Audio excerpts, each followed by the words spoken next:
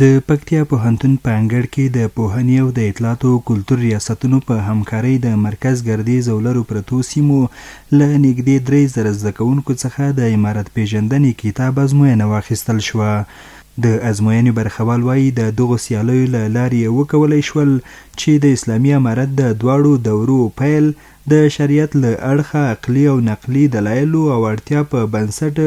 د امارت رامنځته کېدو په تړاو پوره معلومات ترلاسه کړل او هیله کوي چې دا او دې ته ورته په نورو برخو کې هم ورته علمي سیالۍ جوړې شي. اسلامي امارت اهداف عمومي د اعلی کلمت الله او دیني شعر د لوړتیا لپاره موږ ډیر څه زده کړي دي. راستای شناخت امارت و اشخاصی که در امارت اسلامی جانفشانی کردن راهکاری خوب و سودبخش است انشاءالله که در بخش‌های مختلف دیگر امتحاناتی نیز در بخش‌های مختلف داشته باشیم. د پکتیا ولایتي مسؤلین وایي له دې سیالیو موخه د ځوانانو فکري اصلاح، روزنه او علمي سویه لوړول دي او د نورو علمي سیالیو د جوړېدو ژمنې کوي. بېلابېلې سیالۍ لرو چې د نبوي سیرت سیالۍ او د اسلام تاریخ سیالۍ او دغه راز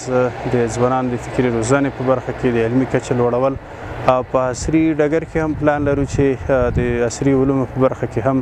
د ځوانانو لپاره سیالۍ رامنځته کړو. په دغه ازموینه کې کم او زیات 3000 کسانو شرکت کړی ده